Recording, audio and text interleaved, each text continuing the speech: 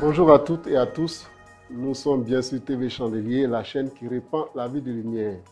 Nous sommes dans le cadre de notre émission Cœur à cœur avec Jésus-Christ, la méditation matinale. Je vais vous inviter à prier avec moi. Notre Dieu, merci pour ce moment de méditation. Nous te prions de nous conduire par ta grâce et que tu bénisses ta parole dans nos cœurs au nom de Jésus. Amen. Alors, nous sommes toujours dans le document Cœur à cœur avec Jésus-Christ. Nous prenons la page 169.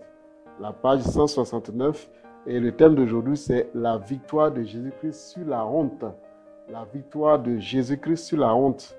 Vous savez, la honte est un état d'esprit, un sentiment pénible qui existe dans l'âme. Et la pensée ou la crainte du déshonneur. Lorsqu'on a peur, on craint le déshonneur, c'est la honte. C'est un sentiment pénible qui peut exister dans la vie, dans l'âme d'une personne. Ou la conscience d'une faute commise et la confusion. Donc, quand on a commis une faute et qu'on en est conscient, il y a une certaine confusion qui s'installe dans l'âme et parfois qui peut jusqu'à nous empêcher même d'avouer cette faute-là. Et c'est cela, la honte. Le trouble qu'on en ressent. La honte se met entre la vertu et le péché pour empêcher qu'on ne la quitte. Vous allez vous rendre compte que certains frères ou certaines sœurs tombent dans certains péchés et à cause de la honte, au lieu de se repentir et de sortir de cet état, ils préfèrent demeurer dans cet état et continuer de vivre dans le péché parce que tout simplement, ils ont honte.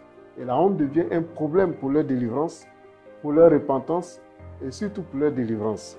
Et c'est pourquoi un enfant de Dieu est appelé à dominer et à triompher de la honte. Parce que nous n'avons pas reçu un esprit de timidité, mais nous avons reçu un esprit de force, un esprit de sagesse qui vient de notre Dieu. Donc la honte se met entre la vertu et le péché pour empêcher qu'on ne la quitte. Elle est aussi vieille que n'importe quel autre péché.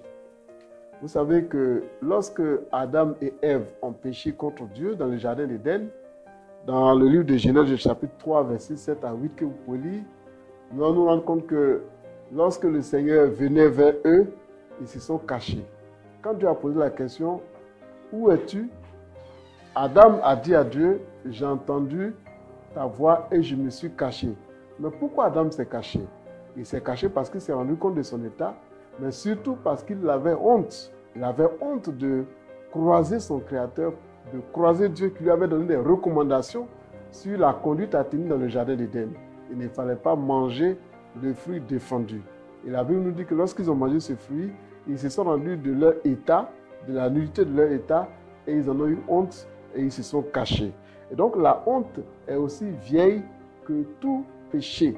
Parce que c'est depuis le jardin d'Éden que la honte s'est manifestée lorsque l'homme s'est rendu compte de son état véritable. Donc le diable s'est servi de cette honte pour mener à bien ses sombres desseins. Satan se sert de la honte pour maintenir les enfants de Dieu dans la captivité, pour maintenir les enfants de Dieu dans la servitude du péché.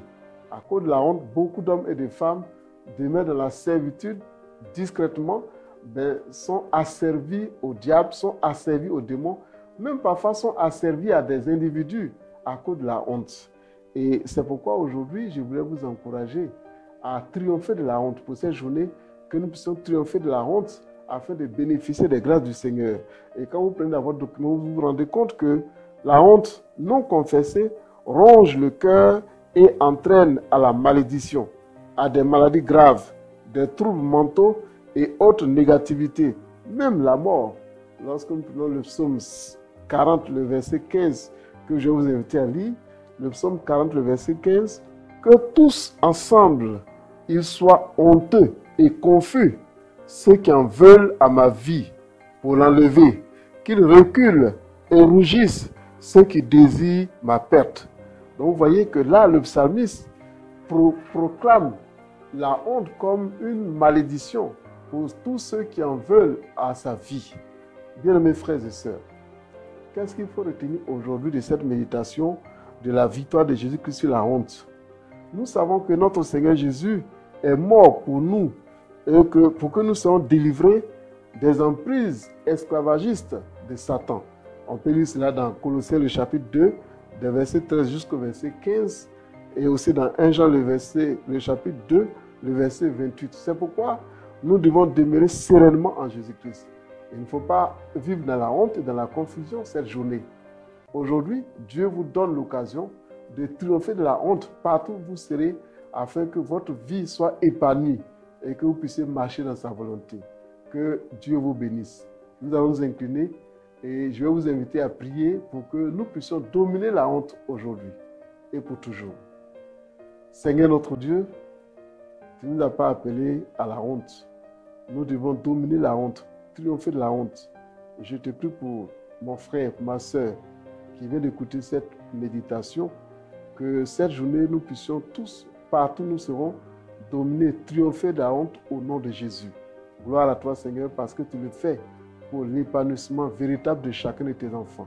Que ton nom soit béni au nom de Jésus. Amen.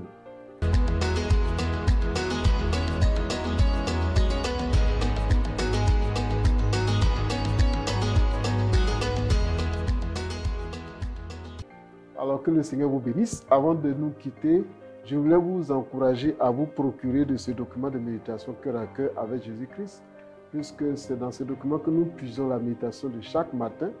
Bien sûr, fondé sur les Saintes Écritures, la Bible, il y a toujours un verset qui accompagne, mais chacun de vous peut avoir ce document à la librairie OMSI, parce que c'est un document qui a été conçu, édité par les éditions OMSI.